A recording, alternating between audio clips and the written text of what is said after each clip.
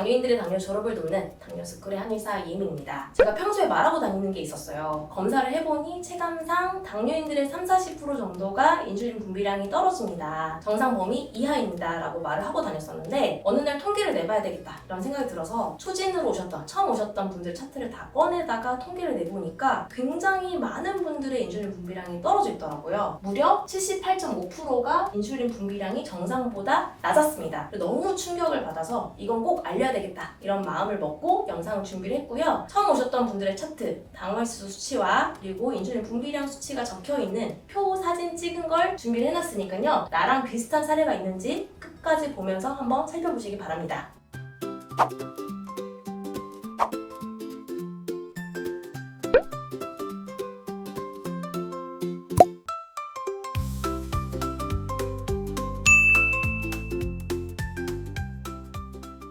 스펙타이드 검사 저희가 꼭 해보시라고 말씀드리고 있고요. 그래서 많은 분들이 꼭 저희 한의원이 아니더라도 주변 내과에 연락을 하셔서 검사를 해보고 있는 것 같아요. 아주 좋은 현상이고요. 당화혈수뿐만 아니라 스펙타이드 검사 꼭 해보셔야 합니다. 내 췌장 기능 상태를 보셔야 하고요. 그리고 한 번 검사해서 괜찮다 이렇게 해서 만족해 하시면 안 되고 계속 바뀌기 때문에 그리고 췌장이 점점 지치기 때문에 3개월에 한 번씩은 꼭 검사를 해보셔야 합니다. 제가 통계를 내봤는데요. 2025년 9월 1일부터 6일까지 월요일부터 토요일까지 내원했었던 분들의 통계입니다. 그분들의 데이터인데요. 7세도 있어요. 7살짜리 남자아이도 왔었고 75세 어르신도 왔죠. 이분들의 데이터를 쭉 정리를 해봤습니다. 그랬더니 1형, 1.5형, 2형으로 분류를 했을 때 스펙타이드 수치가 0.6 미만이면 1형, 1 이상이면 2형, 그리고 그 사이에 있으면 1.5형이라고 하는데요. 1형으로 분류되는 분들이 14명 중에 6명 그리고 2형이 3명, 그리고 1.5형이 5명이었습니다. 1형과 1.5형을 합쳐보니까 78.5%가 나왔어요. 저는 너무 충격을 받았습니다. 저는 생각보다 너무 많은 분들의 인슐린 분비량이 떨어져 있다 이렇게 생각을 했고요. 2형이 고작 3명밖에 안 되는 거잖아요. 그리고 심지어 이분은 당화혈수가 15%가 넘기 때문에 당화혈수가 측정이 안 되는 거예요. 저희 한의원 기계로는 당화혈수가 너무너무 높아서 측정이 안 될 정도로 혈당이 너무너무 높은데 인슐린 분비량이 1.5일이면 거의 안 나온다고 보면 되는 거거든요. 왜냐면 15%가 넘으면 인슐린 분비량이 6, 7, 8 이렇게 가도 모자라요. 그런데 1.5일에 불과하기 때문에 사실 혈당 수치에 비해서는 턱없이 모자란 인슐린 분비량이고 이미 췌장이 지쳐서 인슐린 분비량이 줄어들고 있구나를 생각할 수 있습니다. 78.5%가 1형이나 1.5형에 해당을 해서 저는 너무 충격을 받았고요. 제가 차트를 하나씩 보여드릴게요. 일단은 14명 중에 6명이 해당하는 1형에 해당하는 분들 중 한 분입니다. 7세 김땡땡님이시고 남자분인데 이 친구는 아주 어린 친구예요. 작년 8월에 진단을 받았고 인슐린 투여를 이제 막 시작했다고 했습니다. 스펙타이드 수치가 0.25밖에 안 돼요. 이 친구는 하나 특징이 있었어요. 아빠가 당뇨를 이미 앓고 계셨어서 아들이 당뇨라는 걸 알게 됐을 때 너무 충격을 받은 나머지 탄수화물을 잘 안 준다고 했습니다. 밥을 잘 안 준다고 해서 혈당이 올라갈까봐. 내가 탄수화물을 잘 안 먹으면 췌장이 인슐린을 덜 만들기도 합니다. 너무 어린 나이임에도 불구하고 그리고 진단받은 지 얼마 안 됐음에도 불구하고 인슐린 분비량이 너무 낮아서 확인을 해보니까 탄수화물을 좀 덜 먹는 것도 영향이 있지 않을까. 어쨌든 치료를 시작을 했고요. 많이 좋아질 거라고 봅니다. 75세 남성분이신데요. 87년에 진단을 받으셨어요. 거의 40년 정도 됐고 40년 동안 췌장이 무리하게 일을 하다 보니 스펙타이드 수치가 인슐린 분비량이 0.37까지 떨어져 있는 것을 확인할 수 있습니다. 당화혈수도 8%로 조절이 잘 안 되고 있고요. 그리고 50세 남성분이신데요. 당뇨를 먹지 않는 전 단계 수준의 상태입니다. 작년에 검사했을 때만 해도 5.5%로 정상 범위였는데 올해는 약간 전 단계 상태로 좀 올라갔다고 해요. 5.8%로 내원을 하셨는데 인슐린 분비량은 턱없이 부족합니다. 0.48. 이분 같은 경우에는 당화혈수만 검사를 하면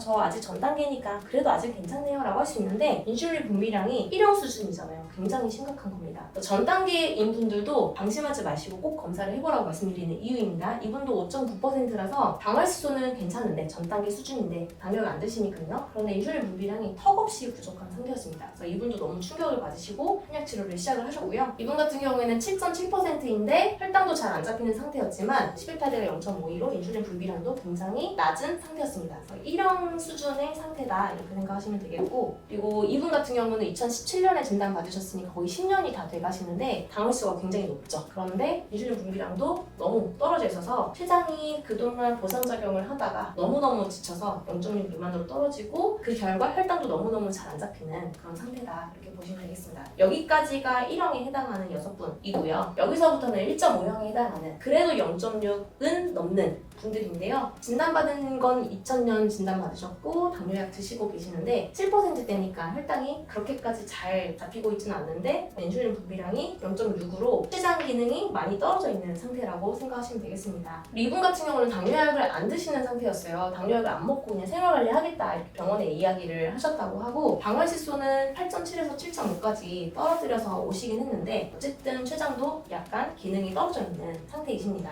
그리고 이분은 2014년에 당뇨약 복용을 시작했다고 하시니까 10년 정도 된 당뇨이네요. 그리고 방활수는 7.4이고 시페타이드는 0.9로 아주 심각한 건 아니지만 췌장 기능이 떨어지기 시작을 했고 그 결과 혈당도 잘 안 잡히는 상태 이렇게 생각하시면 되고요. 이분 같은 경우는 당활수가 굉장히 안 잡히잖아요. 10%가 넘고 거의 11일 가까이 되는데 당뇨 진단받은 지가 거의 30년 정도 되셨습니다. 당뇨약을 먹고 있음에도 불구하고 당뇨도 너무 오래되다 보니까 혈당도 잘 안 잡히고 인슐린 분비량이 그래도 이 정도면 저는 잘 버텨줬다고 생각을 하는데 췌장 기능이 1에 가깝긴 하잖아요. 우리 몸이 사실 천차만별이에요. 이렇게 당뇨가 오래되고 혈당이 또 엄청 안 잡힘에도 불구하고 췌장 기능이 좀 버텨주는 분들도 있는가 반면에 이제 막 진단을 받았거나 아니면 당뇨 전 단계임에도 불구하고 인슐린 분비량이 이분보다 더 떨어진 분들도 있잖아요. 아까 그리고 맨 처음 사례 7세 남자 아이의 사례도 봤는데 천차만별이기 때문에 나의 몸 상태를 혈당만 가지고 지레 짐작을 할 수가 없습니다. 반드시 시펙타이드 검사를 해보세요. 이분 같은 경우에는 10년 정도 되셨고 당뇨를 복용하고 계시는데 방활수소는 7%대이시고 그래도 1 가까이 유지를 해줘서 췌장 기능이 아직은 버티고 있다. 그래도 2형 상태는 아니다. 1.5형 상태다. 이렇게 생각하시면 되겠고 지금부터 3명, 2형에 해당하는 3명의 차트인데요. 당뇨약을 복용하고 있고 6.7%인데 시펙타이드 수치가 1.08이 나와서 췌장 기능이 그래도 잘 버텨주고 있는 상태 그리고 혈당 조절도 6.7이면 괜찮은 상태 이 정도면 그래도 양방에서 말하는 당뇨 조절이 잘 되고 있는 상태라고 생각하시면 되겠고 이분은 졸업을 위해서 내원을 하셨습니다.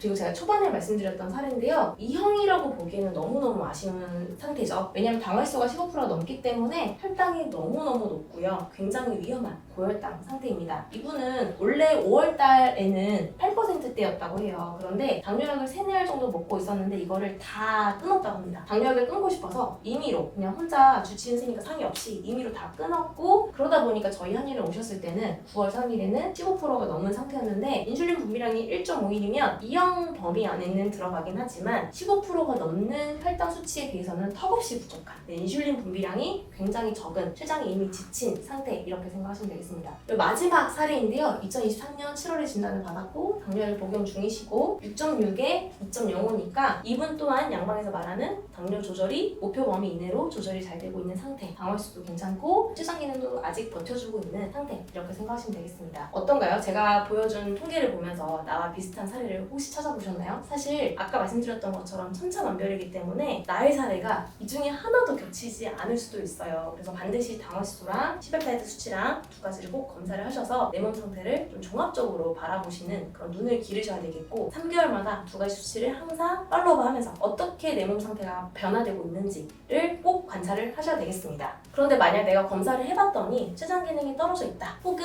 혈당 수치에 비해서는 인슐린 분비량이 좀 부족하다라고 할 때는 췌장 기능 회복을 돕는 한약 치료를 같이 병행을 하시면 좋은데요. 많은 분들이 췌장 기능 회복을 돕는 한약 처방을 통해서 원래는 시펙타이드 수치가 1 미만이었는데 1 이상으로 많이들 회복을 하고 계십니다. 보시면 0.87, 0.62, 0.52, 0.25도 있잖아요. 이렇게 1 미만으로 분비가 되던 분들이 췌장 기능 회복을 돕는 한약 처방을 통해서 1 이상으로 회복이 된 걸 볼 수가 있습니다. 이분 또한 0.2 미만이었는데 인슐린 분비량이 거의 없죠. 1.97까지 회복이 됐고요. 나머지 분들도 마찬가지입니다. 그래서 내가 췌장 기능이 어떻게 되는지 시펙타이드 꼭 검사를 해보시고 만약에 도움이 필요하다면 한약 처방을 꼭 고려를 해보시면 좋겠습니다. 한약 치료는 크게 두 가지 방향이 있는데요. 당뇨는 인슐린 저항성 때문이라고 하잖아요. 인슐린 저항성과 관련된 장기인 간이나 아니면 심장, 소화기 치료를 돕는 한약 처방을 하면서 동시에 췌장 기능이 떨어져 있는 분들에게는 췌장 기능 회복을 돕는 한약 처방을 환으로 처방을 하고 있습니다. 전반적인 몸 상태에 대한 검사나 한약 치료에 대한 궁금한 점이 있다면 1644-5178로 문의 주세요. 자세한 상담 도와드리도록 하겠습니다. 그럼 다음 영상에서 뵙겠습니다. 감사합니다.